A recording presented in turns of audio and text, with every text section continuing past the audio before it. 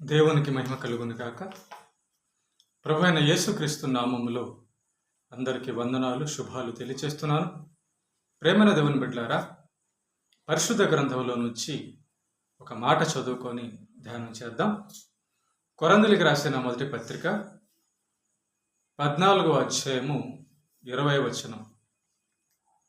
సహోదరులారా, మీరు బుద్ధి విషయమై పసిపిల్లలుగా కాక దుష్టత్వము విషయమై శిశువులుగా ఉండుడి, బుద్ధి విషయమై పెద్దవారులై ఉండుడి అని వ్రాయబడింది. చదవబడిన యొక్క లేఖన భాగాన్ని మనం ఆలోచిస్తే ఏ విధంగా మనం ఉండాలో అనే విషయాన్ని దేవుడి యొక్క వచనం ద్వారా మనకు తెలియచేస్తున్నాడు. మనల్ని దేవుడు ఏ విధంగా ఉండమంటున్నాడో అని ఆలోచిస్తే, దుష్టత్వము విషయమై శిశువులుగా ఉండుడి, బుద్ధి విషయమై పెద్దవారులై ఉండుడి, మీరు బుద్ధి విషయమై పసిపిల్లలుగా కాక అంటున్నాడు. అంటే దుష్టత్వం విషయంలోనంట పసిబిడ్డల్లాగా ఉండాలట.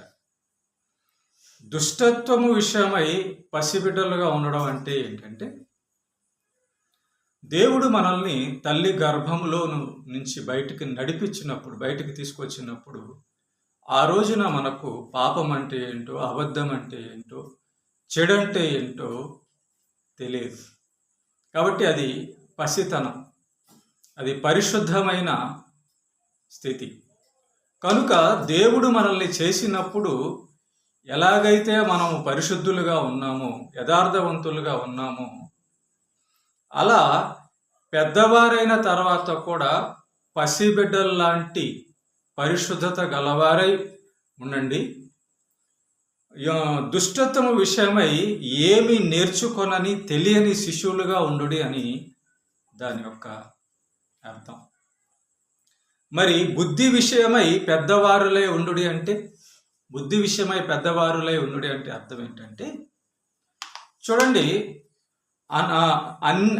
అన్నీ తెలిసిన వారిగా ఉండడం పెద్దతనం. మనం చిన్నతనంలో మనకు నడక రాదు, మనకు చిన్నతనంలో మాట్లాడడం సరిగా రాదు, మనకు చిన్నతనంలో పరిగెత్తడం రాదు, మనకు చిన్నతనంలో ఏ పని అయితే ఎట్లా చేయాలో తెలియదు. అదే పెద్దవారయ్యే కొద్దీ నడక వస్తుంది, నిల్చోవడం వస్తుంది, పెద్దవారయ్యే కొద్దీ పరిగెత్తడం వస్తుంది, పెద్దవారయ్యే కొద్దీ పని చేయడం తెలుస్తుంది. కనుక ఎలా నడవాలో తెలుస్తుంది, ఎలా పరిగెత్తాలో తెలుస్తుంది, ఎలా చెయ్యాలో పెద్దవారైన తర్వాత తెలుస్తుంది. అంటే బుద్ధి విషయంలో మనం పెద్దవాళ్ళైన తర్వాత, ప్రేమైన దేవుని బిడ్డలారా, బుద్ధి విషయమై పెద్దవారులై ఉండుడి అని అంటున్నాడు. అవును, ఏది మంచిదో ఏది చెడ్డదో తెలిసిన వారి వలె మనం ఉండాలి, పెద్దవారి వలె ఉండాలి. అలాగే పాపము విషయంలో మనము ఏమీ తెలియని పసిబిడ్డల్లాగా ఉండాలన్నది దేవుని యొక్క ఇష్టం మన విషయంలో.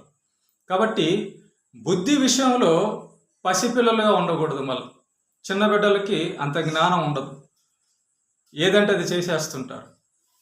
కాబట్టి పెద్దవాళ్ళైన తర్వాత పసిపిల్లలుగా ఉండకూడదు. పెద్దవాళ్ళైన తర్వాత దుష్టత్వం విషయంలో పసిపిల్లల్లాగా ఉండాలి, కానీ పెద్దవాళ్ళైన తర్వాత పిల్లలుగా ఉండకూడదు. పిల్లలుగా ఉన్నప్పుడు ఎలాగైతే మనం పాపము లేని వారముగా ఉన్నామో, పెద్దవారైన తర్వాత పాపము లేని పసిబిడ్డలుగా ఉండాలి. అది అన్నమాట. కాబట్టి పుట్టినప్పుడు ఉన్నటువంటి ఆ మంచితనము, పరిశుద్ధత పెద్దవారైనప్పుడు ధరించుకోవాలి. పుట్టినప్పుడు తెలియని వారుగా ఉన్న మనము పెద్దవారైనప్పుడు దేవుని జ్ఞానము, దేవుని వాక్యము ద్వారా ఎరిగిన వారమై, దేవుడి చేత నడిపింపబడే బుద్ధి జ్ఞానము కలిగిన, భయభక్తులు కలిగిన వారమై ఉండాలన్నది దాని యొక్క భావం.